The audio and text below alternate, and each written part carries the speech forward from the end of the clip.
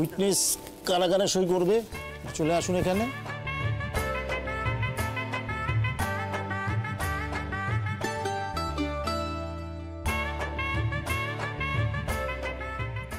এবার মালা বদল করে নিন।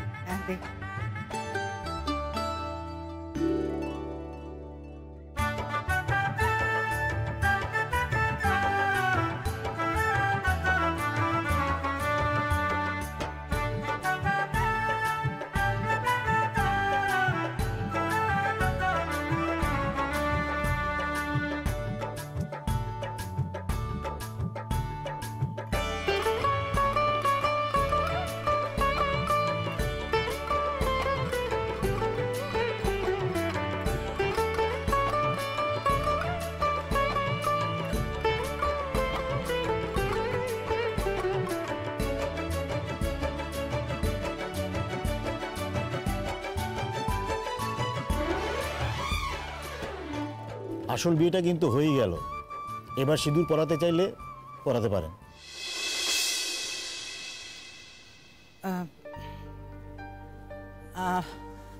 আমার না একটা কথা ছিল বৌমা, বলছিলাম কি যে আমার না একখানা স্বাদ ছিল গো, যে আমার পরাগ তোমাকে আর একবার সিঁদুর পরিয়ে দেয় মা। না কি জানো তো, আমরা না ওই পুরোনো দিনের লোক তো, আমরা একটু নিয়ম কারণ মেনে চলতে পছন্দ করি আর কি। বৌমা গো পরাবে? শিমুল, তোর কি সিঁদুর পরাতে আপত্তি আছে? বিয়ে যখন করছি সিঁদুর পরতে আপত্তি কোথায়? না, বিয়েটা কেন করছো সেটা তো বুঝলাম, কিন্তু পরাগ। বিয়ে যখন পরাগের সাথেই হলো, পরাগই তো সিঁদুর পরাবে।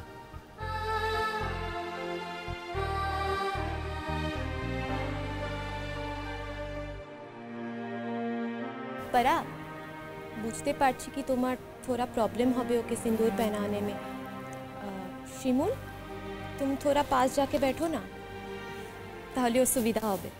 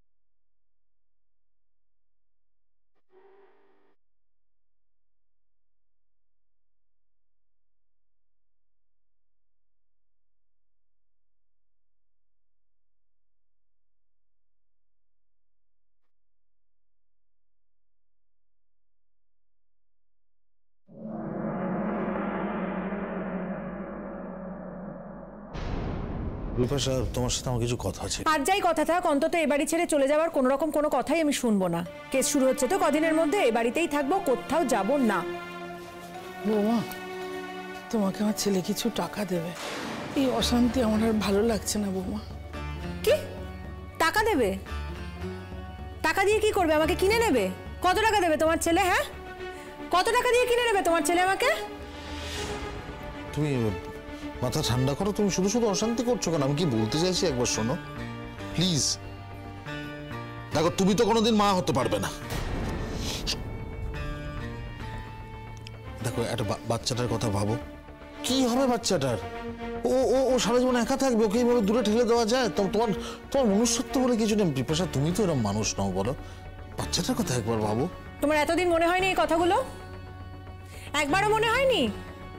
এতদিন পরে হঠাৎ এই কথাগুলো তোমার মনে হচ্ছে না? এতদিন ধরে আমাকে মিথ্যে বুঝিয়েছো, একটা মিথ্যে দুনিয়ার মধ্যে আমাকে রেখেছো এতগুলো বছর ধরে। কি বিপাশা, তোমাকে আমি ভালোবাসি বিপাশা, তোমাকে ছাড়া আমি জগৎ অন্ধকার দেখি। বিশ্বাস করো বিপাশা, তোমাকে একবার ভালোবাসলে আর কাউকে ভালোবাসা যায় না। এই যে দেখো,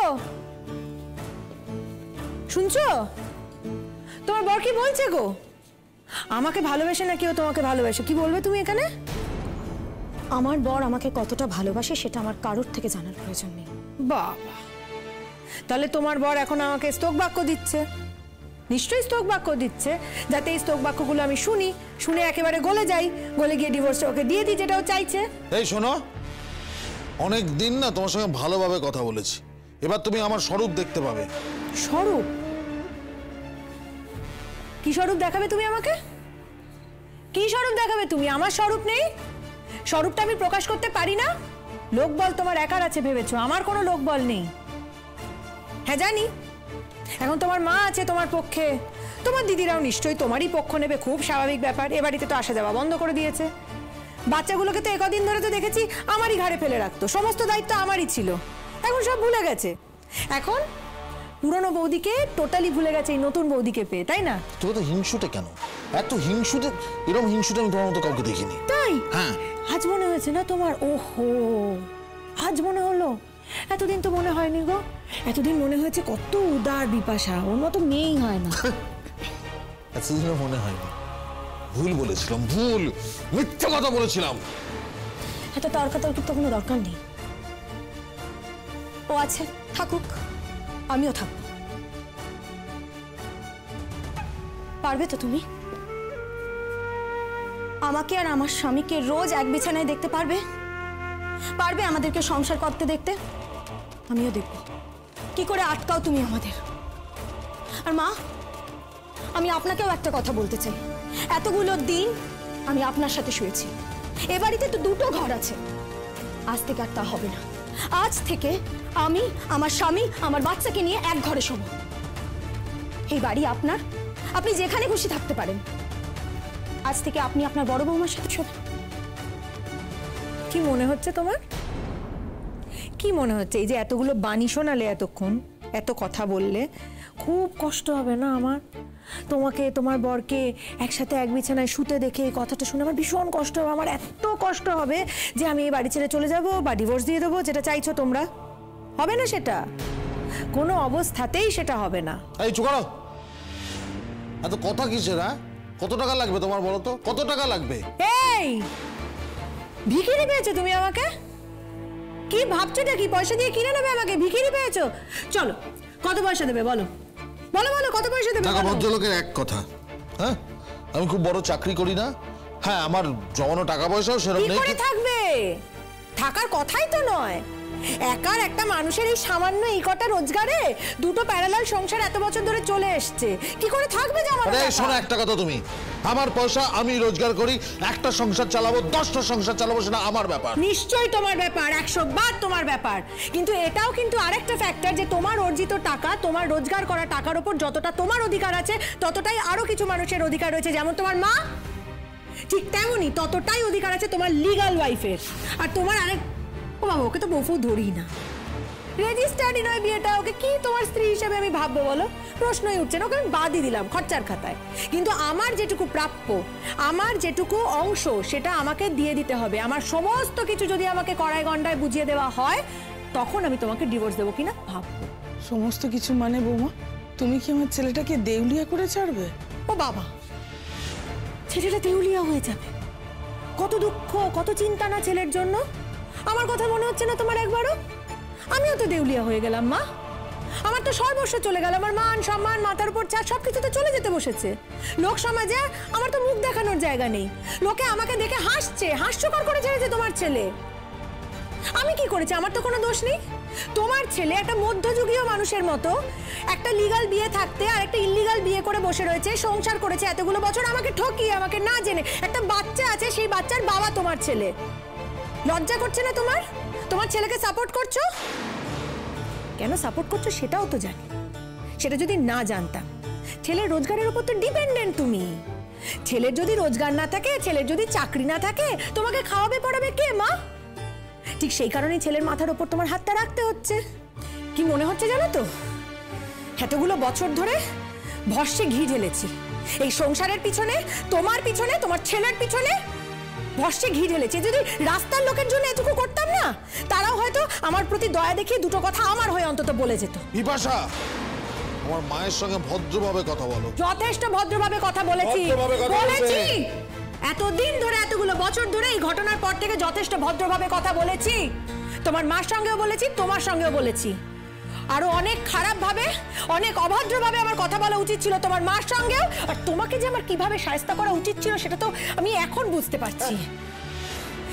তুমি আমার মুখ খুলিও না, তুমি আমার মুখ খুলিও না গো। আমি যদি পুলিশের কাছে মুখ খুলি না, ও ও ও ও ও আচ্ছা আচ্ছা আচ্ছা আচ্ছা আচ্ছা, লোকাল পুলিশকে তো তুমি হাত করে রেখেছো। লোকাল পুলিশ তো তোমার কথাই চলবে এখন না।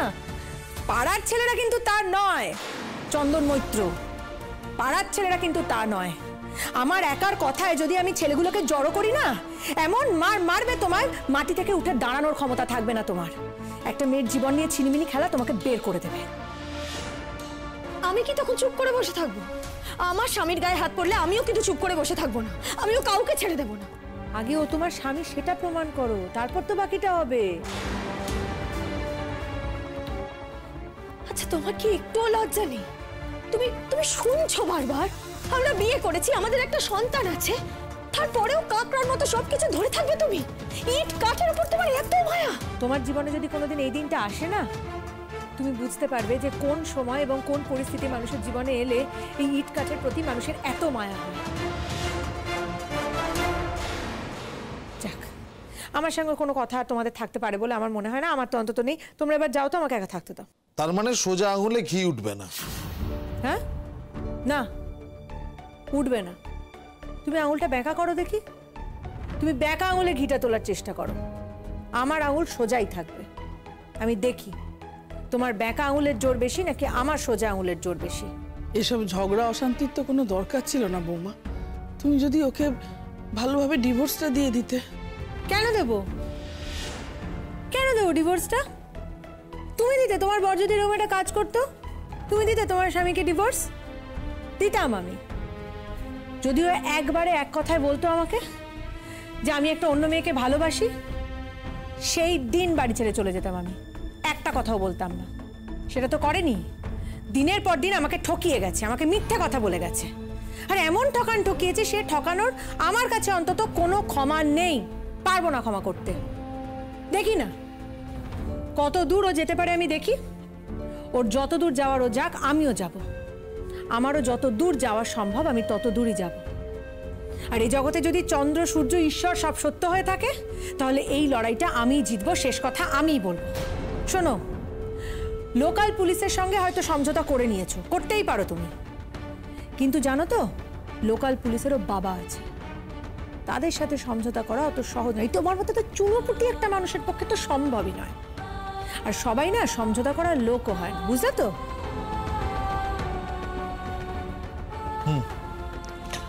বুঝলাম। পিপিলিকার পাকা হয় মরিবার তরে। তোমার জীবনে খুব দুর্দিন ঘনিয়ে আসছে বিপাশা, এইটুকু বুঝতে পারলাম। মা, কাল থেকে যেন ও রান্নাঘরে পা না দেয়। তুমি কে? হু আর ইউ? তুমি কে বলার? রান্নাঘরে কে ঢুকবে, কে পা দেবে, এই বাড়ির কে কোথায় কখন যাবে তুমি বলার কে? কোর্ট বলবে। আমি কাল থেকে কেন, আমি যখন খুশি যেখানে খুশি এ বাড়ির যাবো, এ বাড়িতেই থাকবো, রান্নাও করব, রোজ করব। দেখি তুমি কি করতে পারো। কোর্ট দেখাচ্ছ আমাকে? কোর্ট দেখাচ্ছ? কোর্টে যাবে? যাও। পয়সা কে জোগাবে? ও তোমার তো আবার কি শিমুল টিমুল কারা কারা সব আছে তোমার চেলা চামুন্ডা, তারা পয়সা জোগাবে তোমায়, কোর্টের পয়সা? এইটা কে জোগাবে আমি বুঝে নেব। তোমার দেখার বিষয় না যে টাকাটা কোত্থেকে আসবে। চারটে ভুলভাল লোককে ভুলভাল কথা বলার তো কোনো যুক্তি নেই এখানে। তুমি তোমারটা দেখো। আর আবারও বলছি, আমার পেছনে লাগতে এসো না। আমি 1 ইঞ্চি জমি ছাড়বো না। কি চাও তুমি? হ্যাঁ, জাস্টিস চাই। আমার ওপর যে অন্যায়টা হয়েছে তার বিচার চাই। অসুবিধা আছে তোমার? তোমার বর চাইছে কোর্টে যাবে, পয়সা দিয়ে চাপে পড়ে ডিভোর্সের মামলাটা করে ফেলবে। করতেই পারে, আমি ডিভোর্সটা দেব না। আমাকে রাজি করানো অতটা সহজ হবে না। তোমার বরকে বুঝিয়ে বলো, ও বুঝুক। জীবন অতটা যে সস্তা নয়, অত সহজ নয়, ও বুঝুক। ও মানে তাহলে এটাই তোমার শেষ কথা, তাই তো?